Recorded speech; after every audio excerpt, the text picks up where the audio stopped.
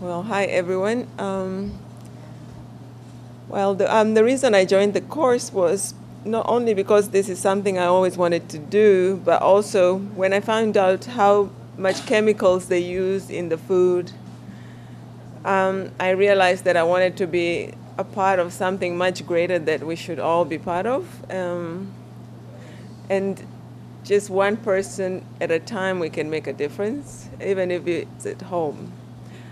So I wanted to do the organic farming in a small space because I realized that most people don't have a backyard and they don't have anywhere to do it. So you can do it in a small space with the recycled materials. That is also important, which I only realized that you could use recycled material after I started doing the organic farming. You could combine the two. So the aim of this is to plan for my backyard garden and also to share it with everyone in the hopes that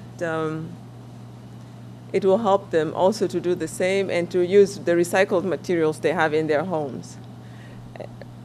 And for those who use larger scale farming, to get a few tips on how to make your organic farming a bit more sustainable. So that's the content. So what space do I have? We'll start with that. What space do I have? So I have a small paved patio. So I figured that from that small space, I could do vertical climbing. I could use the wall and also the ground, but I could also use like things with ladders. And I could also use my windowsills. And this is the space I have at the bottom. That's my little space there. It's not that big. It's a bit bigger than it looks though. So I can plant some things on my windowsill, and those have been working out pretty good too.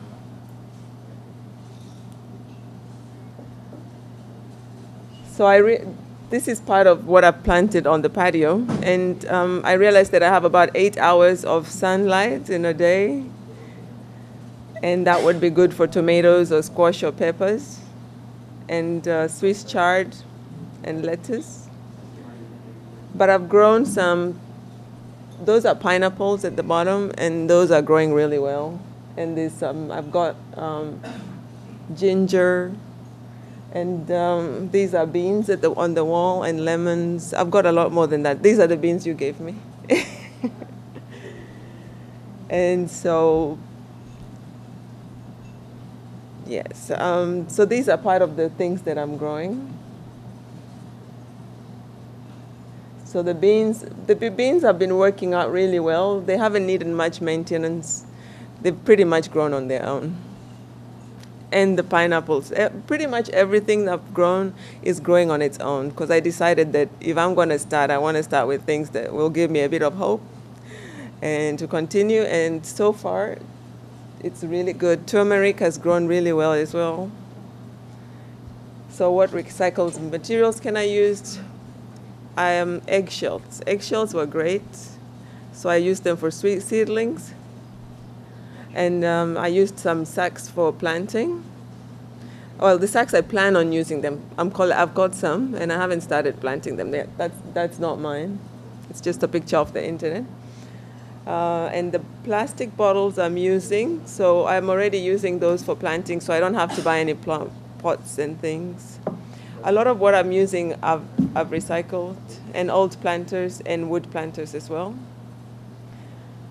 And the best thing I've realized when I'm making compost is all the vegetables and all the rice and things that we're using from the kitchen, the waste from the family, is going into my compost. And I didn't realize until I started doing this how much gases, really harmful gases, that we all throw out every day in our dustbins from wasting food. And it's actually worse than cars. So it's very harmful to the environment. So once I started recycling it, I realized that my dustbins are almost empty between recycling plastics and vegetables and garden waste. I'm throwing out hardly anything. And that's been really amazing. And I found out that I can use these. So I'm going to try these. I'm collecting them. I don't have enough yet. It's just the bottle, and all the plastics from the house, I fill them up. And I'm going to use them to plant like that and make a compost. Somewhere I can do my composting. And these last after 100 years. So I saw on the internet people use them for schools, and I guess you can use them for anything in your farm if you want to build something. So that's really good. It keeps the plastics off the oceans, as well as the perfect and zero cost for your garden. So you can see I've done a little compost that I have. It's been about 2 months and it's doing great. So this is the activities I've been doing. So I've been preparing the compost, which is ongoing. I prepare the vermicast.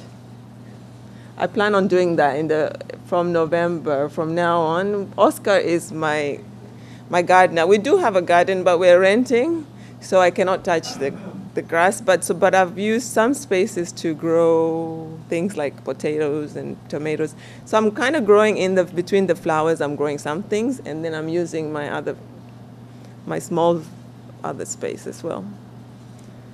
So Oscar will help me with that, and the hardest thing I've found for me would be to know when to plant what. So I've just been planting it because I don't know which part of the year to plant what, and so yeah, any tips on that would be great. So I've planted the beans. I planted the black pepper we bought. Those are doing great, and turmeric, ginger, calamansi. And we prepared the fermented juice. And I've planted onions and papaya, sweet potatoes and garlic. That's ongoing. And in September, beans, mint, chili, tomatoes. Tomatoes are not doing so well though. And we're now using our own compost. And the spinach didn't do so great before I planted them, and they all died. So I'm going to try and do them all again from this month. Hopefully that's the right time. And then, so that was my homework that I was supposed to do.